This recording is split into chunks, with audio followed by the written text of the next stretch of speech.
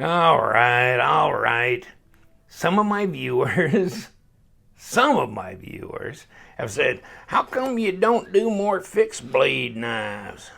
Well, I'll tell you what, buddies. Man, because I'm so busy with folding knives. I mean, if they just quit making new models of folding knives, probably in about 2 years when I catch up, I can start doing some fixed blades. I just can't get to everything. And you probably don't want me to get through to everything because I'm not all that, queued up. You might want to watch some people that know what they're talking about on some of these knives. But one of our viewers on this channel named Sean said, hey, buddy, could you get me this knife if I pay you to get this knife? And I go, I can do a lot of things if you pay me. So he sent me money and I bought this knife off of GP Knives. He wanted this knife. And I didn't know squat diddly. I mean, I'd seen some blurbs here or there on Bradford Knives, when you're coasting around and this and that. But no, I didn't know that much about Bradford Knives. And I still do not know very much about Bradford Knives. But before I ship this off to him, and he's in Indonesia, so yeah, that's probably why he needed like a connection of somebody would ship overseas. And the guys that live overseas, it's kind of tough sometimes. But I'm just getting in the middle of this and shipping. There's a shipping service up in the US that I send this to, and then they do the shipping to Indonesia. But in any case, so here I am with this knife in hand. Don't know anything about it other than he wanted it. And it's got this Bradford Knives. This is the G3. This is the Guardian G3. Wharncliffe 3D G-Wood Stonewashed. Is that enough? With M390. Full tank construction. And I do like this Stonewash look. And then they have kind of a blackwash. And they call it a different type of finish. I can't remember now. I was looking on their site. But yes, it's essentially a blackwash and or a black DLC. But you know what? I do like the Stonewash better. It's got a lanyard hole. See, this is layered like G10 and stabilized wood. Well, just read about it right here. And so 3D machine G-Wood handle scales. And I think somewhere in here, so G-Wood pressed thermostat with thin veneer and G10. So does that explain it to you? Because I looked on Blade HQ and it's for handle materials. They said wood / G10. So there you go. It's G-Wood, which is interesting. And you know what? These are fairly thick here. I mean, this is fairly comfortable in the hand. And of course, I think you got to do, I mean, it's a small knife. It's not even 7 inches overall length, but the blade length is like 3.6. So you're getting as big a blade as you would from a pretty good size EDC knife. But the overall length on an EDC knife with a 3.6, 3.7 inch blade would be 8.5 inches, 8.25 at least. And this is under 7, so it's like 6 point, well, I'll show you. 6.75, but a 3.6 inch blade, right? And 0.14, so that's what, 3.6 millimeter thick blade material of M390 at 60 to 61 HRC. Handle thickness, like I was saying, it's plump, and it's 3/4 inch, but it's only 3.8 ounces. Kydex sheath. See, they make these as well, and I saw knives on Blade HQ and other places, but they came with a leather sheath. And so this Kydex sheath is kind of nice to have, and I think that's part of the attraction that Sean saw with this, is being able to get the Kydex sheath with it instead of the leather sheath. I don't know. I mean, if I was going to EDC this, which I've looked at some Bark River knives, and even White River makes some small knives that you could actually EDC, because they're really small. They're like 6 inches overall length, somewhere in there. And I'll see if I can get a Bark River one someday here, not too distant future, to put on, because these would be truly an EDCable. But you know, I would want something with a waistband cross draw type deal, so it'd be like level with your waistband, and you could pull it out. Of course, I'm right-handed, so it'd be on my left-hand side. You could pull that way. So I guess you could do this, but they don't give you a clip that's adaptable to do that, so you'd have to go ahead and get one that you could click onto here, you know, and I'm sure you could probably get one, maybe from them even. So then you could cross draw that, and then comes the argument about leather, because leather's going to be a little bit more soft and pliable if it's right up against you, you know what I mean? So maybe that would be preferable. If you're going out into the elements and you're going to strap this to a pack or just put it in a pack or something, then I see this Kydex. And you know, I think Indonesia gets more rain than Arizona. I'm just guessing by the jungles that I see. But in that case, I would say this is not a bad choice to get this synthetic and, you know, to get M390.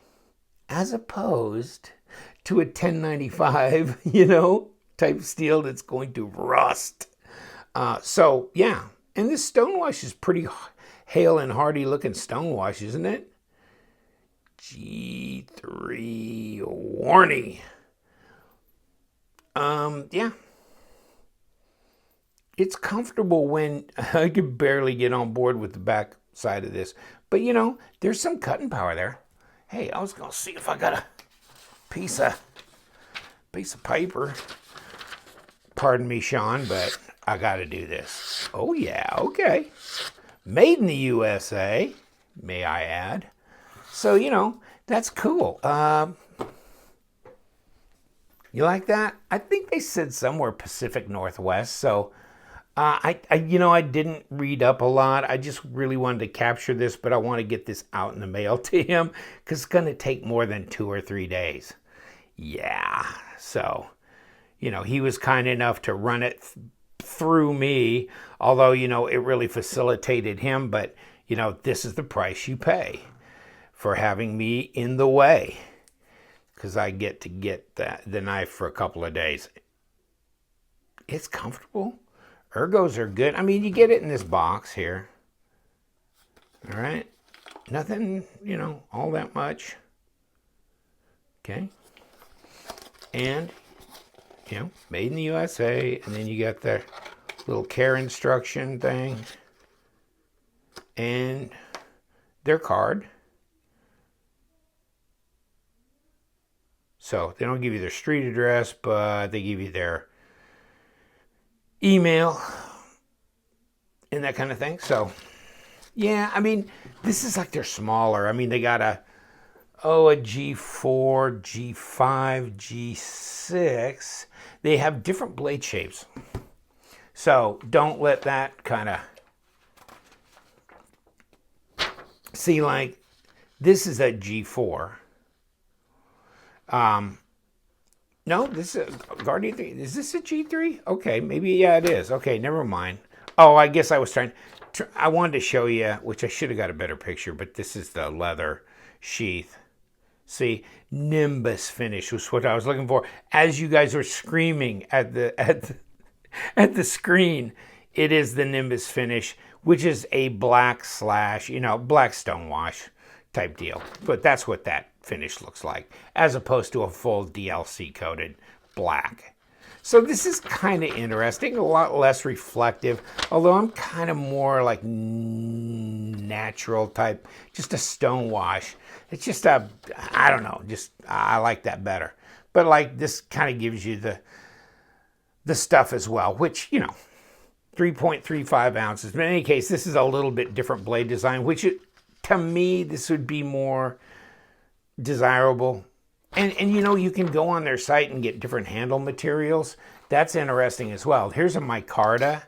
Now this is more, this would be it. This would be it, right? A green micarta with a Stonewash in this blade shape in M390. But then what would I have to pay? See, 179. See, I think he paid 179 and he got the Kydex, and I'd prefer that actually. But in any case, so yeah, now maybe he liked the warranty, but this, he says, could you maybe buy that for me really quickly after I give you the money, because it's the last one in stock. So it was. I printed this off afterwards, and now it's out of stock, so I grabbed it for him. In any case, just thought that was interesting. It's fairly light. Let's put the scale to it. Let's do a little comparison stuff. So I just running my choppers. 107 grams, right? Let's take a look at what we got for ounces. 3.77. It's pretty light. Pretty light. What does it pay? What does it weigh? What does it weigh with this? Well, let's get it all on there. Okay, a little over 5 ounces. That's not bad, right? That's not bad, actually. 146 grams, somewhere in there. Yeah, that's not too shabby. So here's the thing, though. If you're going to carry this, right? So if you're really going to EDC a fixed blade, which you could, what do you got for an overall length that you're going to be jamming in your pocket or wearing on your waistband? Because I don't see, I mean, you got, about 7 3/8 overall, you know, with this. I mean, 5 ounces, that's nothing. That's okay. You can do that. Come here. So this is almost 7. I say 6 3/4 before. It's well, I mean, it just depends on where you're, you know, if you're measuring all the way out to this lanyard area. But in any case, so you're talking not quite 17.5 centimeters and 3 5/8 blade, somewhere in there, about 91 or 2 millimeters. And I think we figured about 3.6 millimeters. Yeah, 3.5. Yeah, close to 0.14 for blade stock. So just as a, but there's some jimping here. I mean, really, this is the only way to carry this, right? I mean, to actually hold it. I guess you could reverse down. Well, this would work. This would work. You know, with your finger right in that choil area. And can you sharpen it? Oh, do you have a choil? Yeah. I mean, that's just great. So, I mean, piercing, championing, no. Slicing, yes, good. And it's very sharp. Tough steel. Good knife. Never really thought about grabbing a Bradford. Always thought about the small, really small Bark River ones. Maybe in an M3 or something like that. Whatever that. Super steel or an LMAX. I mean, they make some in LMAX. It might be interesting as well. So, and I haven't really kept up with Bark River much either. So, yeah, they might. But I think they may even have a knife a little bit smaller than this. But as far as putting it in your pocket, see, that's where you end up with a problem because, you know, this is 8 1/4 overall. Okay, there's pivot to kind of, there ain't no pivot, but you know what I mean, bolster to bolster, where this blade is actually bigger, right? But the blade's actually bigger, but look at how much shorter it is overall.